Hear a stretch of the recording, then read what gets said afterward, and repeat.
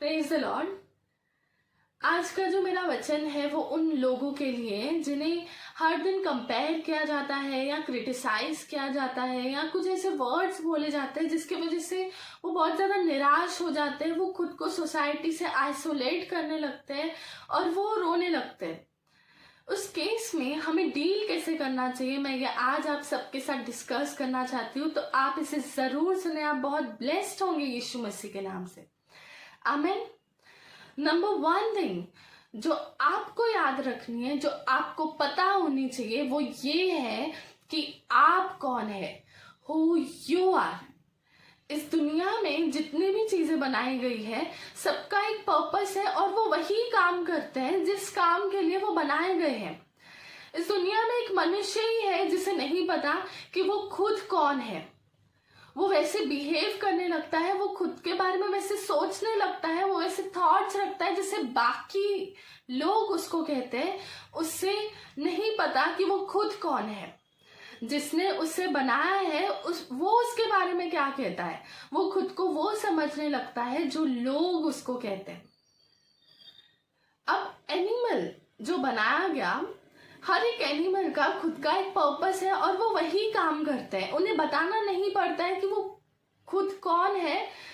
एक इंसान ही है जिसे बताना पड़ता है, क्योंकि वो नहीं जानता है वो खुद कौन है, वो कितना ज्यादा सामर्थ्य है, परमेश्वर ने उसे कितना अद्भुत तरीके से बनाया है। सो परमेश्वर जिसने हमें बनाया है वो कहते हैं कि तुम जगत की ज्योति हो, आप और मैं जगत की ज्योति है। जिस किसी रूम में अंधियारा होता है, अगर वहां पर लाइट का स्विच ऑन किया जाए, वहां से अंधियारे को भागना पड़ता है। इन अ सेम वे हम जगत की ज्योति हैं। जब कभी नेगेटिविटी, क्रिटिसिज्म या कुछ भी ऐसे नेगेटिव वर्ड्स होते हैं, ऐसा नहीं होना चाहिए कि डार्कनेस लाइट को ओवरकम करे। डार्कनेस कभी भी लाइट को ओवरकम नहीं कर सकती है। It is the light who overcome the darkness. इसलिए इन चीजों को अपने ऊपर अफेक्ट नहीं होने दे। नंबर 2, जब लोग आपसे नेगेटिव चीजें बोलते हैं, जैसे मान लीजिए वो आपको कंपेयर करके बार बार बोलते हैं कि आप निकम्मे हो, आप कुछ नहीं कर सकते, तो आप उन्हें परमेश्वर का वचन बोलिए। आप उनसे कहिए, परमेश्वर जो मुझे सामर्थ देता है, मैं उसमें सब कुछ कर सकता हूँ। I can do all things through Christ who strengthen me. वो आपसे एक बार नेगेटिव बोलता है, आप उसे 10 बार बोलिए। आप उसे अगर सामने नहीं बोलते, आप रूम में आकर, रूम बंद करके आप खुद से बोलिए। ऐसा इसलिए क्योंकि आपको नहीं पता कि आप कौन है, आपके वर्ड्स में कितनी ज्यादा सामर्थ है। अगर वो आपको 10 बार नेगेटिव बोलता है, आप 100 बार खुद से पॉजिटिव बोलिए, परमेश्वर का वचन बोलिए। उन चीजों को अपने ऊपर अफेक्ट नहीं होने दे। आप अगर रोज खुद से कहेंगे कि मैं सब कुछ कर सकता हूं परमेश्वर में, क्योंकि वो मुझे करने की सामर्थ्य देता है, तो आप सब कुछ कर भी पाएंगे और जीतेंगे भी। आमीन। कई लोगों की आदत होती है, वो कंपेयर करते हैं लुक्स के ऊपर और लोग जो है वो बहुत ज्यादा निराश हो जाते हैं। परमेश्वर का वचन कहता है उसने आपको अद्भुत तरीके से बनाया है। You are the masterpiece of almighty Lord.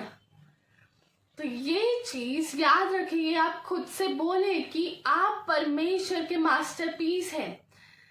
आप यूनिक है, परमेश्वर ने आपको सबसे अलग बनाया है। उन चीजों को जो लोग आपसे कहते हैं उन्हें आप एक्सेप्ट नहीं करें। आप वो बोले जो परमेश्वर आपसे कहता है, क्योंकि आप वही है जो परमेश्वर आपसे कहता है। आमीन। God bless you.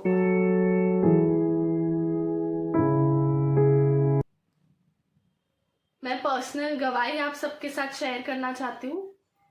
जब मैं स्कूल में थी तब मुझे भी क्रिटिसाइज किया गया, मुझे भी कंपेयर किया जाता। मुझे बोला जाता कि ये 10 से ज़्यादा नहीं पढ़ पाएगी, ये कुछ भी नहीं है, कुछ भी कर नहीं पाएगी। ऐसे वर्ड्स बोले जाते जिसकी वजह से मैं बहुत निराश हो जाती, मैं रोने लगती, मैं खुद को आइसोलेट करने लगती, पर मैं किसी के साथ कुछ शेयर नहीं कर पाती। ये बातें बहुत लोगों के लिए हंसने के लिए हो सकती है, पर मैं जानती हूँ ऐसे बहुत से लोग हैं जिन्हें ये सब डील करना पड़ता है डेली लाइफ में, और उनके लिए बहुत ज़्यादा डिफ़िकल्ट होता है।